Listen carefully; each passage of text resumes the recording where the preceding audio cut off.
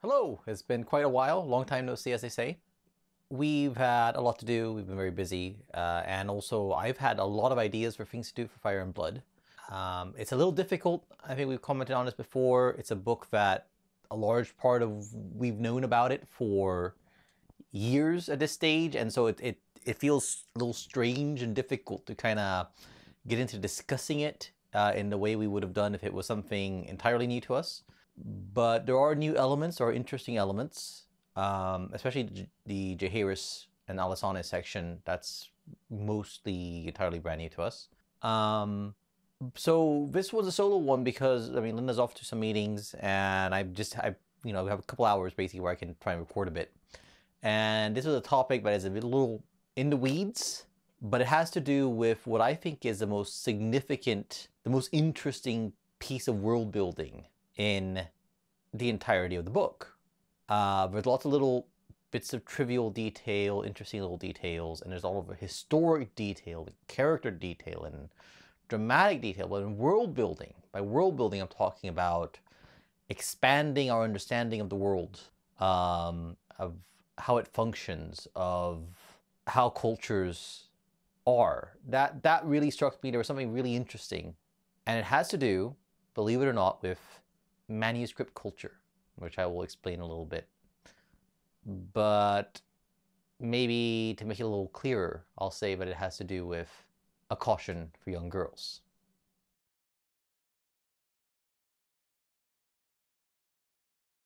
In the account of Jaehaerys' reign, one of the strange anecdotes of all the machinations around him when in his early reign was the alleged attempt by Lord Baratheon to break up any notions he had of marrying Alisane. And it's alleged in a book that what happened was that he found a young noblewoman of tarnished reputation, dispatched as a lady in waiting to Alisane with the idea that she would try to seduce Jaehaerys. Corianne Wild is the young woman. We know from the account of the Maester at Rain House that she did find herself pregnant thanks to a lusty lad who the Maester says is actually a 30-year-old, rather ugly stable hand, at the age of 12. She had a bastard child at the age of 13, and she was thus sullied. And we have this book which has many different titles, and that's actually an important aspect of this because there's many different versions of it. A Caution for Young Girls, Sins of the Flesh, The High and Low are some of them. This is allegedly her memoir that she wrote in her final years when she became a Septa in Old Town. After, according to this book, a rather adventurous career, essentially trading on her looks and her sex, from Westeros into Essos to allegedly parts even more exotic and back again. Now, of course, this is fascinating in one aspect. This is a book written by a woman. It is, as far as I can recall, the first very clear example of a book written by a woman, or at least allegedly written by a woman, that we have in Westeros.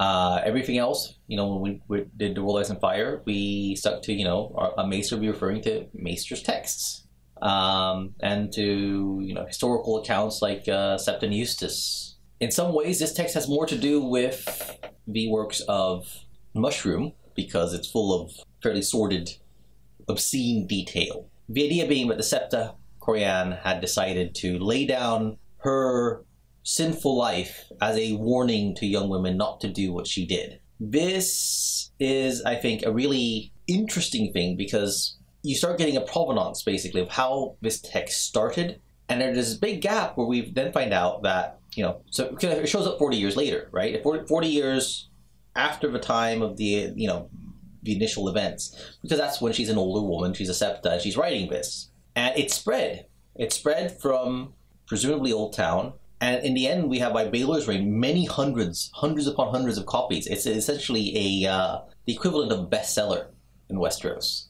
Hundreds remain even after Baylor ordered hundreds burned. This raises the question, how did so many copies, who's reading this, who wants this, right? How are so many copies extant? And there, when we start getting into the weeds and when we start getting into the areas in which manuscripts were copied, the manner they were copied in, the whole process, we can look to the Middle Ages, we can look to what Gildane himself says, and there's some real kind of question marks, and I think the solution is the thing that kind of really expands the world building. But before we get to that, I think we have to get into a little bit explaining, like, how do you disseminate a book when you don't have a printing press?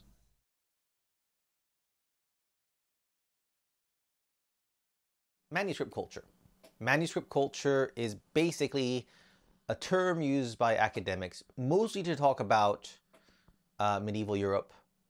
I've seen it used in sort of ancient China as well, but it's the way in which manuscripts became a primary means of disseminating information, recording and disseminating information in society.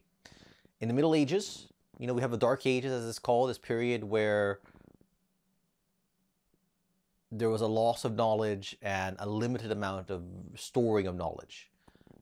Come around to the, 7th, 8th, 9th century, you start getting more and more monastic that are stable enough, protected enough, sheltered enough, have the wherewithal, have the patronage to begin copying and maintaining texts. You go on further, you start getting universities developing, centers of learning, students, teachers are copying texts, are sharing texts. Knowledge is starting to be shared through letters, through people traveling, communicating. You come into the late 15th century, the printing press kind of revolutionized everything. But before then, you started having more and more of a market and an interest. In fact, medieval Paris was one of the first cities that had, in Europe, in Western Europe, that had a thriving book trade, where you would have people who would, thanks to the universities, would procure books, move them around, fund them to get copied, make them available to be copied. In Northern Europe, especially around the Netherlands, and in Italy, during the sort of golden age of the 15th century, you started having some of the highest literacy rates in Europe, in these sort of trade city-states, like, places like, where the Medicis were doing stuff, and, Rome, all these various places. Up to 20% literacy rate are some of the estimates.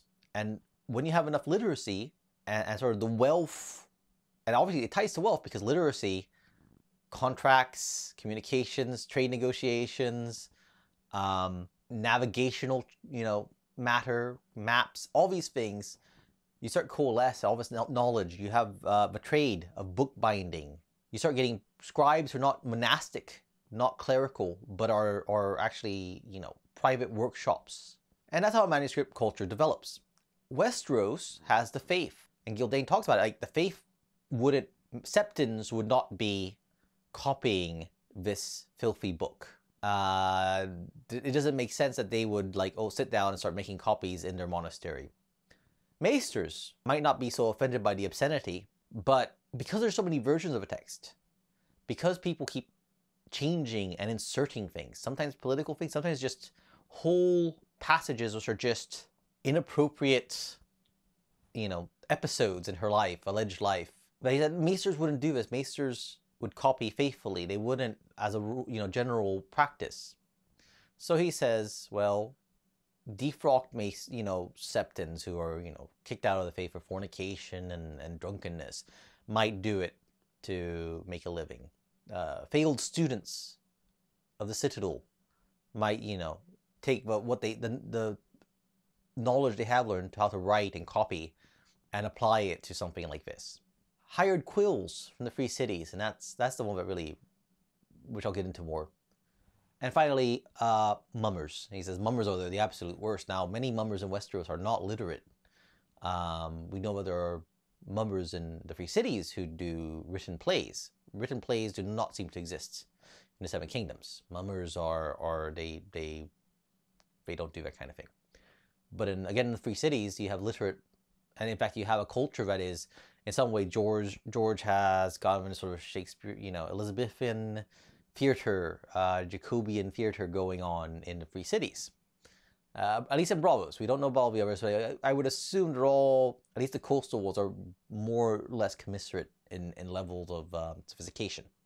Now, it's those quills, those hired quills, that really made me start thinking, because I believe it was Steve Atwell in Race for the Iron Thrones who was asked about the technology for how, and he feels like it doesn't make sense to him that this book, where we're told that the readership is primarily low people, people with low morals. This could include noblemen who are, have private little pornographic libraries, as we know, thanks to Loras Tyrell, that Renly had some inappropriate literature. But also brothels. Higher end brothels are supposed to have copies of this for their patrons. This is not unusual. It's not unusual that a piece of smut, essentially, would appear in this context in the Middle Ages. I mean, it's post-medieval, but infamously Samuel Pepys, the diarist writer, recorded his perusing a smutty book. I think it does something about the education of young girls or something, and basically masturbating to it. So there was a desire for pornography and this sort of literature. But to sustain hundreds of copies, I mean, the other problem is time. To copy a text, you need a copy of a text. When you talk about these defrocked Septons, these failed students, it presupposes this individual doing it, right? So suddenly, you need to have somebody who is given a copy of the book, and books are not cheap, and you have to have them spend, I would estimate very roughly, that this is about the length of Fanny Hill, which is a much later work, but it is an episodic piece of erotic literature about a fallen woman. Or you look at an actual book written by a woman, the Book of Marjorie Kemp. Now, it's not smut at all, but it is an account of a woman of her life in the Middle Ages. 75,000 words, 240 pages in a scribal hand. That's at least 30 days, full-time labor. What we have is information like that in 4 days, a typical scribe could turn in 8 folios. And folios are 2 pages folded over, so it's 4 pages. So you have 32 pages in 4 days, or 8 pages a day. So about a month to do it, full time. What scribe can just get a hold of this book, which is probably hard to get a hold of, and then spend a month just copying it with no money coming in? So they have to have a patron. Maybe the patron is the supplier of the book, but they are borrowing it from someone to get it copied. And I could see this for the initial history of a text, that you could have an extremely slow initial spread in Old Town. Old Town has a density of Septons and failed students and scribes. It has a society that is presumably one of the more literate, I would guess, populations in the Seven Kingdoms for density. But at some point, it needs to branch out from these individuals doing it to whole, basically, workshops. And we have a couple of models we can look at. And this is, I think, where the world building, suddenly, our horizon expands.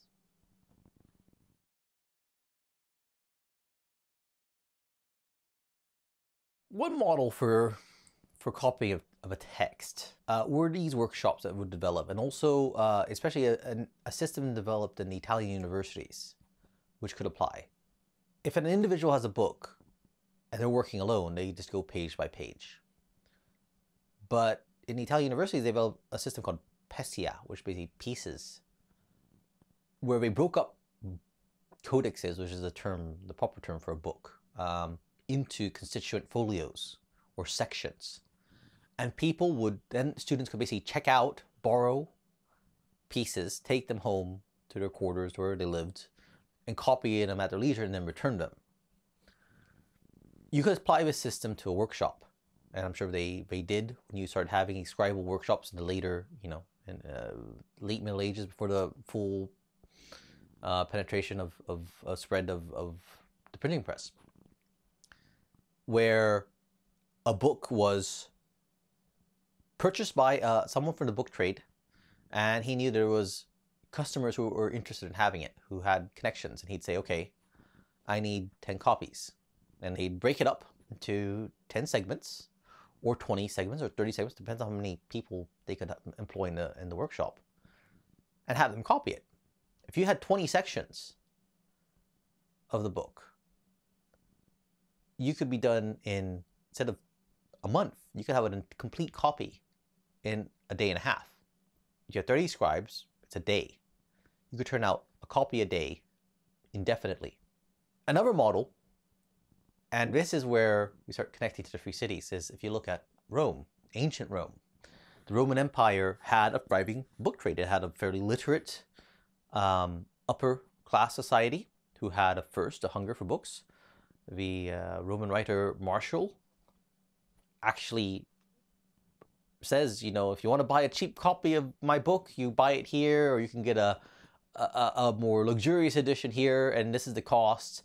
We have a lot of information about the book trade. We have the information about books, new books, where people would, and scrolls and such, people would buy them up, eat them up, read them, return them, resell them to book traders, and eventually, when they felt like they were a little old or a bit outmoded or outdated, they were no longer the fashion, they might ship them out to the provinces, to the colonies out there, and let the provincials read them.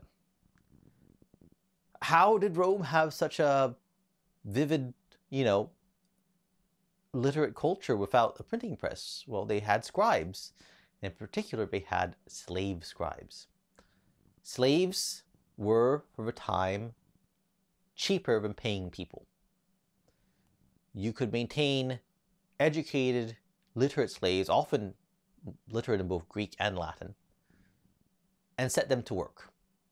The typical speculation, and I think the information we have, is that they would use as lectors. They would have people who would essentially, one slave would basically read a text out loud, and the others would write down what he said and produce that way. I'm not sure if that was the only way we did it. I really like the idea of the Pescia system, because it's almost like a factory style system of breaking it down into constituent parts and then just repeating that part over and over. And we see this in Bravos with the arsenal, where they basically have prefabricated all the parts of their ships, so they're able to turn out a whole ship in a single day, because they've got this sort of factory line, and all the parts are standardized, they can fit them all together, and everyone knows how to do it. There's no... So I kind of like this idea. I'm not wedded to it, but... So you have... If we go with this idea, this also explains the whole thing about the versions of the book. We have it named that the oldest two seem to be Sins of the Flesh and The High and the Low. And that's dealt with, particularly this claim where she did indeed succeed in seducing or sleeping with the king, but two different takes. One take being that she decided, you know, that I think it was The High and the Low says that basically Alisani didn't mind, and Alisani joined in on romps with Corian and Jaehaerys. Sins of the Flesh was said to be probably seems to me the older. Is that, oh, she took pity on him and didn't try and break up his marriage, but decided to teach him the ways of love so that he, you know, he have whatever. Then we're told there are other versions that start adding more and more details, changing details, adding whole episodes.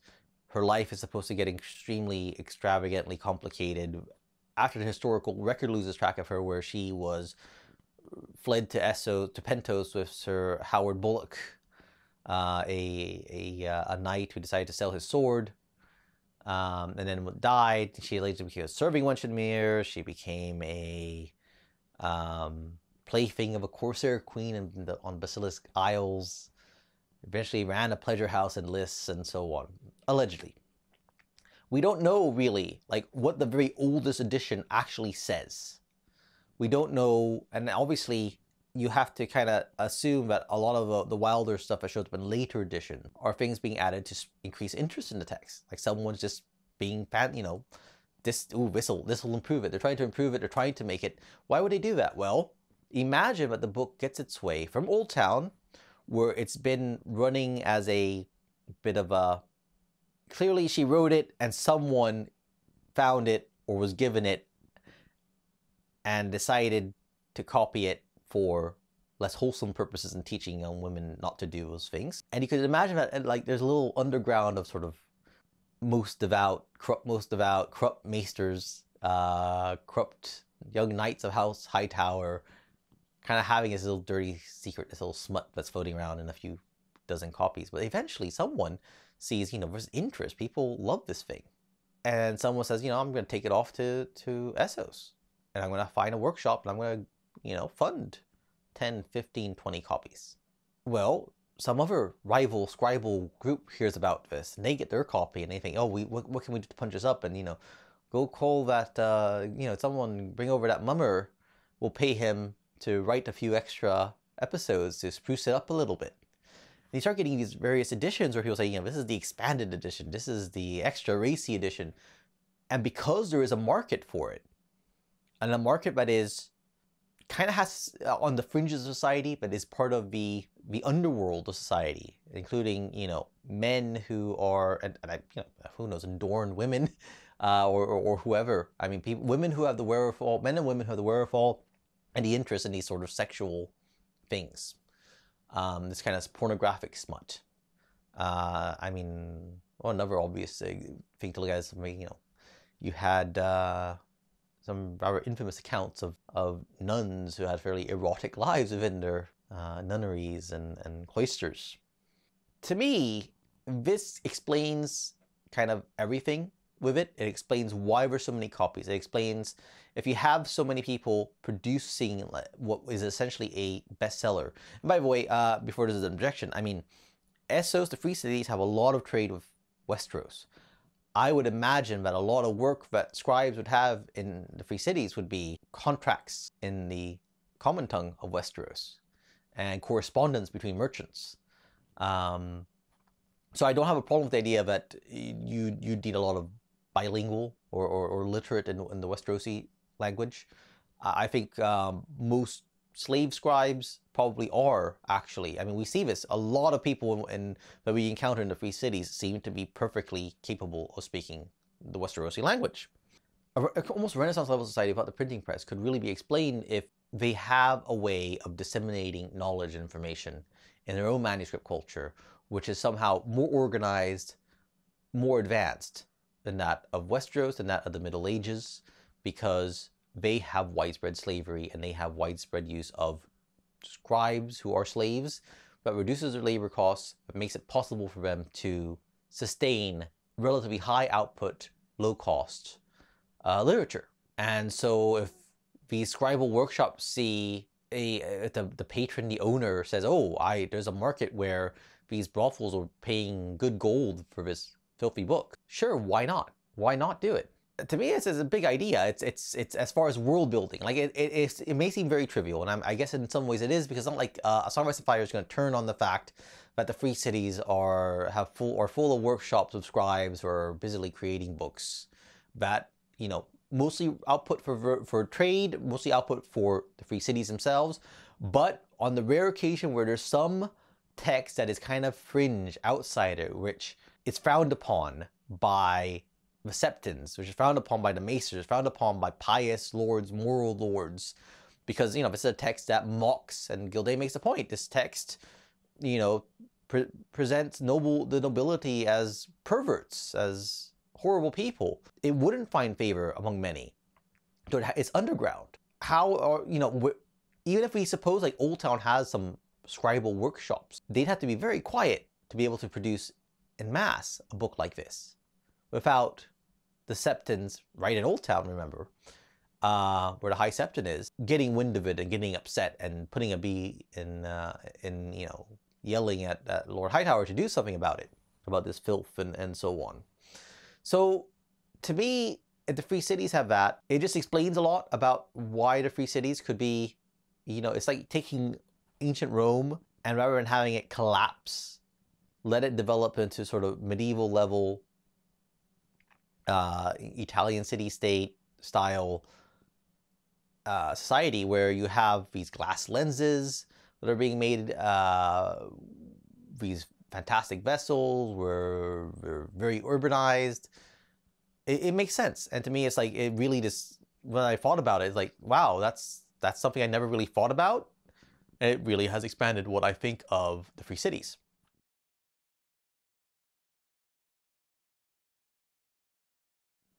So that ends this episode of discussing Fire and Blood in a very, I know it, if you stuck through it at the end, thank you. This one stuck in my head, like this was such an interesting, different thing. I do realize that, of course, there's another way of looking at it, and it's just like, this is inadvertent. George didn't mean to imply this. He doesn't necessarily know the entirety of the logistics of book copying and the book trade and manuscript culture, and he may not realize that he needed something like this to explain this particular piece of information. He just thought it was a colorful piece of information, or thought, oh, it would be just fine to imagine individuals doing this very slowly over time, producing so many books. Maybe it's possible. I haven't asked him, so I don't know whether, or if I told him this idea of how it is explained, where he said, oh yeah, that's exactly what I was thinking, and not jot it down. It happens. He can't know everything, and he knows he doesn't know everything. So maybe some point I'll bring it up. But I think regardless of whether he intended it or not, this is a very elegant solution that, again, expands the world building. It doesn't make all this Korean wild smut just exotic detail to throw in for amusement and titillation, and to, provide some color to the text of Fire and Blood. It could just be that, it could also be that it's something that actually expands our understanding of the world beyond what we had before. And I think that's very cool. I've got notes here of a bunch of different topics we want to talk about in future videos. I'm particularly interested in talking about critiquing, sort of textual critique of a text, not of George, but of Gildane and the sourcing of a text, because I find the sourcing of Fire and Blood a very interesting topic. We know that George plays with this stuff on purpose. We saw it when we worked with him on The World of Ice and Fire, and there's little bits that have cropped up where, in discussions with people, I realize, who is actually saying this? I mean, Gildane's reporting it, but what's the source? Sometimes we have whole passages of dialogue and there's not even the slightest clue about who is supposed to be providing it. All we know is Gildane believes it enough that he's sharing it. Does that mean that it necessarily happened? Or does it mean that, for whatever reason, he finds it plausible? It doesn't necessarily mean that it actually happened. So that's one topic. Military figures of a dance. People have been pointing out that, man, the Dance of Dragons has very few combatants compared to some of the other conflicts we've seen, and what's going on. I've argued about this with some people. I think I've seen one explanation which I don't really like, which is like, oh well, it's someone's just kind of not counting all the troops properly. I don't think so. I think it's something else. Jaehaerys, bad father, or just a misogynist, or at least sexist. There's some real issues with Jaehaerys as a person.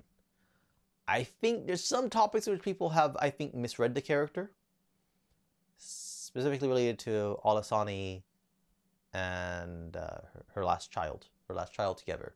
I think people are going a little too far, but I think it's quite clear. I mean, it's even made explicit in the text that Jaehaerys didn't really deal with his daughters well, and I would argue that in many cases he didn't really deal with his wife very well either. I think he had some real issues where he could get fairly, he bought a lot of the ideas of the patriarchy of Westeros, so to speak. Valyria, I don't really consider it a big world building thing, that whole what happens with Arya in Valyria, but I think it's a fascinating and that's worth discussing. So those are some of the topics we want to do. If there's anything you're interested in, just put it in the comments. And please, if you enjoyed the video, if you want to see more, subscribe, like, share. We're going to try as we can, try to get back into this. In particular, to get back into the flow of it so that Linda can do her videos for Game of Thrones. In any case, this is a bit rambling, I know. Until next time, hopefully it will not be as long. I really do want to get into some of these other topics. And I know Linda was interested in talking about some of these things. So until next time.